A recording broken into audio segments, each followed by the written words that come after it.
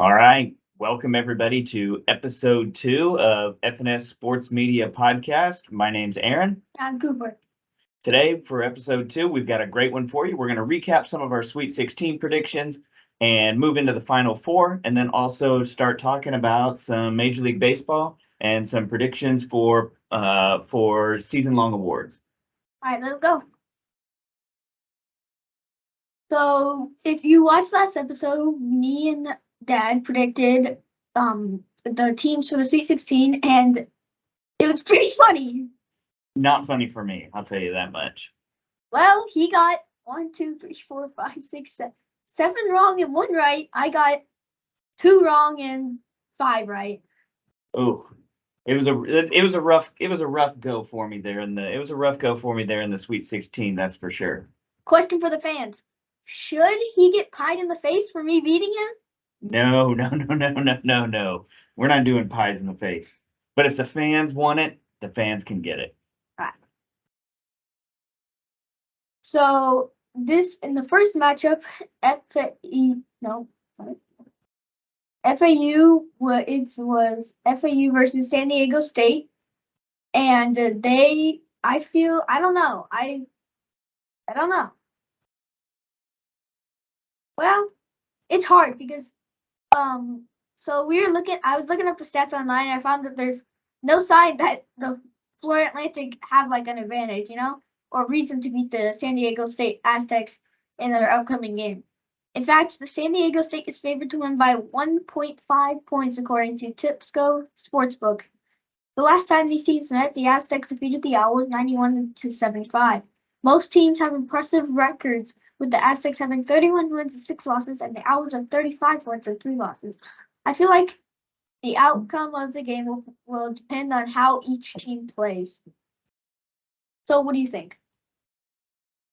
I don't know. I've spent the entire tournament picking against Florida Atlantic, and yet they just keep winning games. I don't know what to say.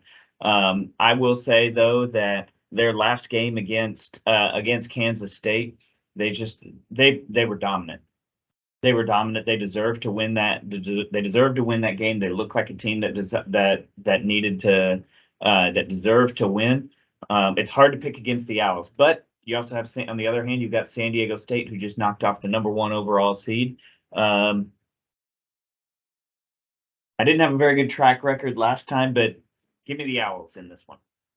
Well, I think give me the Aztecs, because Alabama was ranked #1 overall the whole tournament, and they won. So I think even though they got some downs and ups, I think like they're just gonna take the win for this one.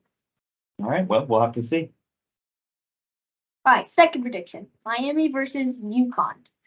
I think this game goes to UConn. Miami and UConn are set to square off in the Final Four, and they're a prediction of what could happen in the game. The Huskies have a strong Final Four record with only 1 loss, which came in 2009 to Michigan State. Miami's defense has been a weakness, which is why UConn has the advantage. Depending on if Miami can pull some more magic, I think the Huskies will beat the brakes off of Miami.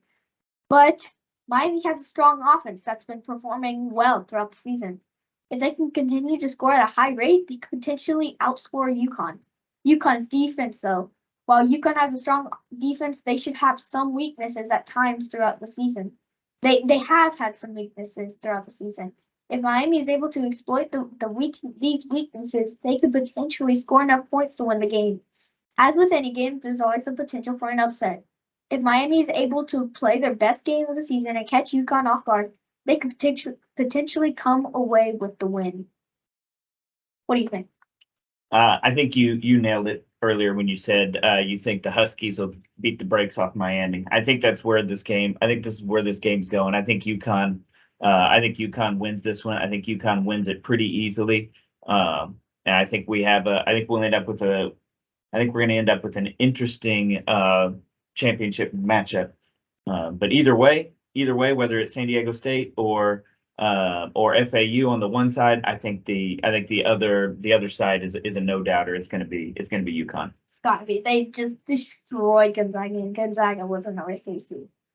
All right, moving on to National League predictions. All right, your turn first. So, who do you think is going to win the Cy Young Award this season? Oh, the Cy Young Award. Well, I think there's a lot of different people. I think there's a lot of different people that are in the running here at the beginning of the year. Obviously, with Justin Verlander moving over into the National League, I think that he becomes a front runner there. You also could run into the potential of Justin Verlander and Max Scherzer, who are teammates, splitting votes from fans and media in the New York market. I think there's just a really deep bench of people that are potentially that could potentially pull out the Cy Young. You got Aaron Nola in Philadelphia, Corbin Burns in Milwaukee, and then it seems like people are forgetting the reigning Cy Young Award winner in Sandy Alcantara. But only because he's on my fantasy team this year, and I need a big season from him. I think it's going to be Corbin Burns. I think he had the best season of his career last year. Led the majors in ERA. Also led the National League in strikeouts. He also cut down on his home run rate. And finished in the top 7 in the Cy Young Award last year. I think the one thing that's going to be beneficial for Burns, Milwaukee has improved their offense or improved their team in general. They get a healthy Freddie Peralta back. I think that Milwaukee being a competitive team in the National League Central will help Corbin Burns and help his Cy Young case. I think it's going to be Corbin Burns. All right, who do you think is going to win the National League MVP? National League MVP. As much as I would like to say, since I'm a Cardinals fan, as much as I would like to say, I would like to see that I'd like to see Paul Goldschmidt go back to back. I think he's in line for a little bit of regression from last year. He was super hot all season long, and I would love to see him. I would love to see him win it. I think that we're probably going to. It's probably going to come down to Ronald Acuna. Ronald Acuna and Juan Soto. I think those two guys are going to battle it out all season long. It's going to be really a 2-horse race. And give me Acuna. I think Acuna coming back off of the torn ACL. But he's got a full season away from that, an off season to rehab. I think that should put him in the mix for a 30-30 season. He's just one of the most talented players in Major League Baseball, and I think the Braves have a good chance of being the National League representative in the World Series. Best player, best team. That's where I'm gonna go. All right, and last but definitely not least, your Rookie of the Year. This one's a tough one. There's 3 really good rookies that are coming off. Who do you think is going to be it? I know who you're going to pick. So I'm going to pick one of the other guys. I'm going to go ahead and say it's going to be Corbin Carroll. I think Corbin Carroll, he's got a little bit of Major League experience already with the Diamondbacks. He did pretty well for a guy that just got called up. He was only like 21 years old last year when he got his first taste of Major League action. I think that Corbin Carroll is going to be the choice here, and he was already started off spring training on fire. I think he batted like 342 in just 34 at bats in spring training. Also had 5 steals along the way. I think that combination of average and a little bit of power and a lot of speed is going to put him in the driver's seat for Rookie of the Year. Okay. All right, so these are my predictions for the Cy Young Award. I feel like there's a lot of good pitchers. Max Scherzer is turning 39 this year, 16th season. Verlander's 39 too, or is it like his age? And then he was coming off of Tommy John. I don't know. Justin Verlander is. I don't think Justin Verlander is gonna be up in there. But Corbin Burns has been good. Sandy has been good.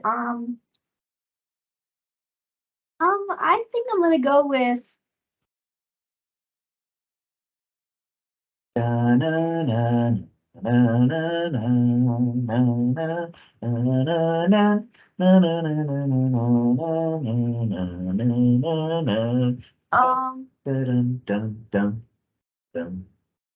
Okay, so even though Scherzer is turning 39, he was so good in 2022. I think I'm going with him this year to have another explosive season. Not a bad choice. The Mets spent a lot of money this year, and I know that their fans and I'm sure their owners are expecting a return on that investment. And in order for them to win, Scherzer's going to have to be great. All right. MVP? This one's a tough one. But as much as I don't like the Padres, they have two good prospects for MVP. It's a tough one. Don't pick Soto. Come on, don't pick Soto. I don't like that guy. Well, I don't know if Fernando Tatis is gonna come back like last season, or the season before, just because I don't know how good he actually is. Fair point. Coming off of a PED suspension, it makes you wonder about all of the stats that he put up to that point. Yeah, Mookie Betts was really good too, though. As much as I don't want to say this, I'm going with Juan Soto. Oh, no, not Juan Soto. He was 20.3% walk rate, 27 homers, 4.401 on base percentage. Won the home run derby. I just think he's gonna win it. Yeah, I can't really argue with that. You combine the stats, the talent he has with the rest of the talent that's on the Padres roster, and he's batting in the middle of a stacked lineup. His counting stats are going to be off the charts.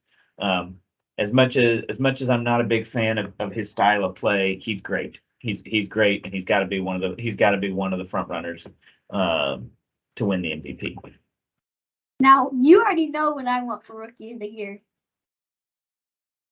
I want Jordan Walker to be so good. He made the opening day roster.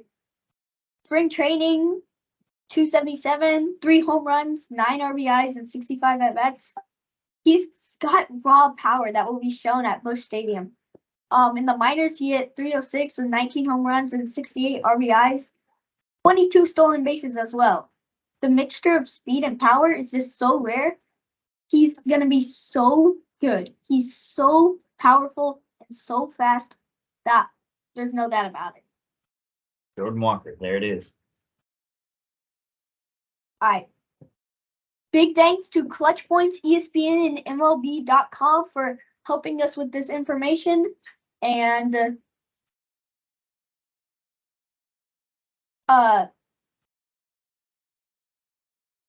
like and subscribe. Yeah, just like and subscribe. Hit that follow button.